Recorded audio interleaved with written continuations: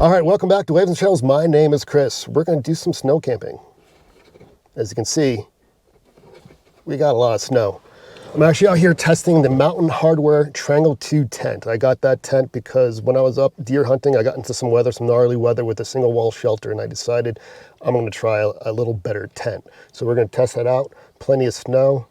We're not looking to have any bad weather. It should be a good clear skies. So it's just snow camping. It's not true winter camping.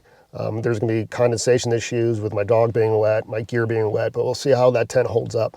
So it's a Mountain Hardwear Trango 2 tent. Just picked it up, haven't used it yet, set it up at home, so we're going to go ahead and give it a try out here. All right, we're all set up.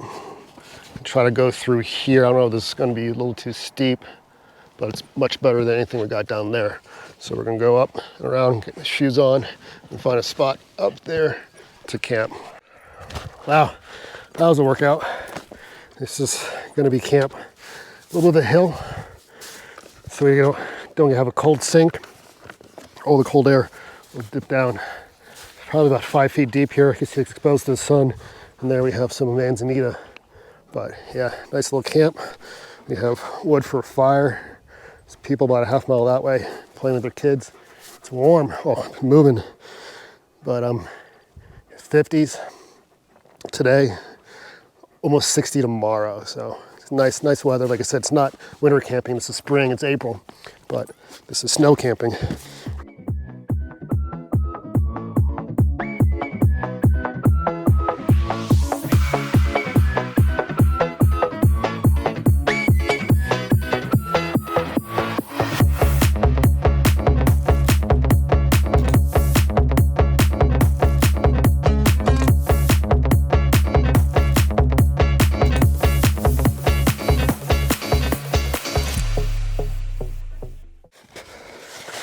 All right, now this is all flattened down. I'm gonna put down the footprint and lay out the tent and get the tent up and situated.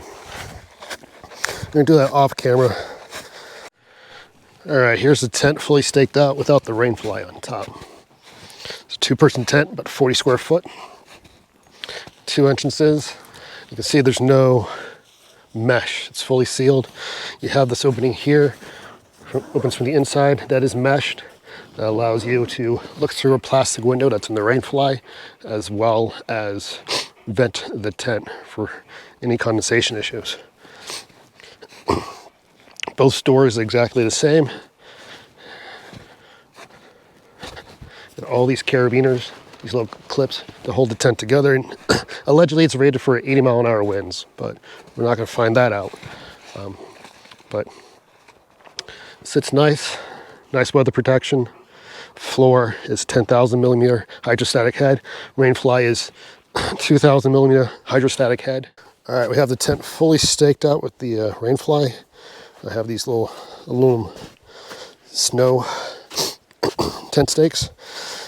Also, I have these bungee cords which go around here to give it a little bit more stability in the high wind. But I'm not gonna put them on. I don't think it's gonna be an issue tonight. The forecast is nice, light and variable winds. Should be no precipitation. Oops. So this is it staked out. There's additional guy lines. You can see for the rear part of the canopy, the rainfly. Guy lines here, guy lines there, guy lines there. It comes with these tensioners, I guess.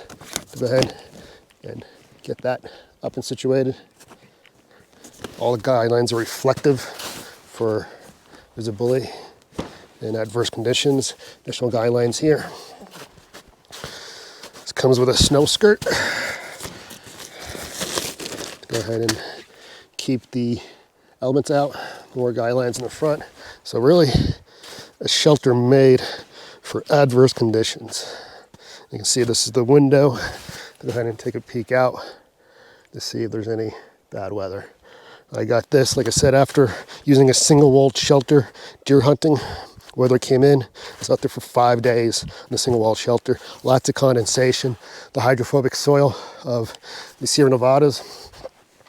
Water was coming in under the shelter. A lot of my stuff got wet. My camera, my Sony camera, sat in water for a day. No damage to that, but the battery did get killed from being shorted out. So, got this 4-season tent. We're gonna do some snow camping, like I said. Not a bunch of weather, just a lot of snow. And maybe go down here and set up the fire later on. But I'm gonna get my camp finished and ready to go. Oh my, I just stuck my head in here when I first opened it up to lay down these blankets, man. It is a warm tent. I would not use this in the summer at all. I mean, I can feel the heat. One thing that's interesting, if you get the rain fly and the footprint, you can use this as a standalone shelter without the actual tent, so you're back to a single wall. Which, I mean, if you look at the amount of coverage it has, you can pull that thing down to the bottom, so you can forego the entire tent. That doesn't make any sense because of the price point. As we start to go ahead and load more stuff in here, we'll go over it a little bit, see what I like, I don't like. What I don't like is this vestibule. Right now I can tell you, having it halfway open like this, I have to crawl in and out. Not my favorite, but I can also store my gear in here during hunting season. And have some storage spot down there. This tent weighs 9 pounds, so it's not a it's not a backpacking tent unless maybe two people fit comfortably. You see, I have these moving blankets. These moving blankets the size of a queen bed, so almost all of it stretched out end to end. So a lot of living space, a lot of pockets. We'll go with the pockets when we get inside, but otherwise, the only thing I don't like right now is this vestibule. But who knows, maybe in inclement weather, that'll come off or pay its dividends. They have these little straps down here around the snow skirt to seal it up nice and tight, but so far so good. Just wanted to point out some things that I've noticed working around the tent to show how it's really built out. I mean, when we look on the rainfly has these hooks in various locations to go ahead and secure that to the frame that corresponds with the tie-out. We bring the zipper down on the rear vestibule. You see that over here, there's a clip to hold it all together. So that gives it a lot of strength against wind. So I mean, they really did a good job in strengthening this tent for some serious conditions. Like I said, we have more of those spots. I've been hooking them together, and yeah, kind of impressed. This rainfly feels nice and thick, the heavy-duty rainfly, and you know, when we have this thing all hooked up, I mean, it's not going anywhere. You push weight down on one side, it gets transferred to the other.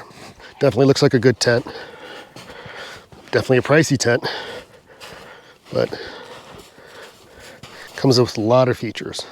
A lot of features. Except just the storage alone inside there. It's a selling point for me. All the seams, everything is taped. Comes taped from the factory. And the coating feels nice and thick. Campfire's going. Okay, another perspective. My dog is 100 pounds. 2 people can fit in there pretty easily. We're gonna buckle up for tonight, see how the first night in the Trango tent turns out, but I think it's going to be okay. Let's see. I was tired, but I definitely think it's going to be a cozy night. See you in the morning. All right, first night in the tent, and no condensation on the inside of the tent, but you can see there's condensation between the rainfly and the canopy. So, being out here in the snow, everything's sealed up. Oh, my dog is so crazy. Being sealed up, no condensation anywhere inside the tent, but you can see due to temperature difference. Oh God, temperature difference between the outside and the inside. So fairly warm, 35 degrees last night, and I was fine. 30-degree bag, no complaints. But it's a good tent. Now, in a little bit, we'll go over what this tent does well, I think, and who this tent is for, or what situation this tent is for. Like any tool, it's not perfect, it's not good for everything, It all depends on the situation that you can find yourself in. But overall, I'm happy with the tent. And I think that it's definitely going to be a good late season, high altitude tent for me. Okay, you can see that there's some condensation inside the rain fly. And obviously this window is all fogged up from breathing overnight, but none of that condensation went through the canopy. And the canopy is all dry. I had my gloves next to that and that kept dry. So there is a layer of potentially water resistance between the canopy and the rain fly. But yeah, you see all that condensation. So now, what do I think this tent is for? Obviously a 4-season tent, it's not for all 4 seasons. You can't have one tent that's good for storms in winter and be comfortable in the summertime. So this is not a summertime tent. Winter tent, yes, absolutely, it's a winter camping tent. If you're doing backpacking in the winter in the snow, 2 people, break up this tent, 4 pounds each, shouldn't be too bad. Obviously, any type of alpine environment, especially in adverse weather conditions, it's a good tent. Steelhead fishing, Pacific Northwest, when it's going to be downpouring a lot. If you're camping, this could be a good tent, but it is not a summer tent. Spring tent, winter camping tent, that late September here in the Sierra Nevadas when we don't know what we're going to get. It could be 60 and dry, or mid 30s and stormy all week long like I had. So it's a great tent. I think it's not perfect. It's not a great summer tent, but it's going to keep you dry. It's going to keep you warm. It's going to keep you out of those conditions. But as you can see, even all that condensation, it didn't come through the inner canopy, which I was actually surprised. I was somewhat concerned about that. But overall, yeah, I'm happy with the purchase. I think it's a good purchase if you know what you're going to do with it and use it for its strengths. Like I said, it's not a summer tent. It is not a summer tent. All right, well, breaking down the tent, the one thing I did notice is there's a lot of condensation in between, on top of the tub. So I don't know if that's a result of using a blanket or how to alleviate that, but that is the only place I have condensation inside the tent. Of course, the ground is below freezing or at freezing, so that makes sense, but using a blanket, it definitely had condensation.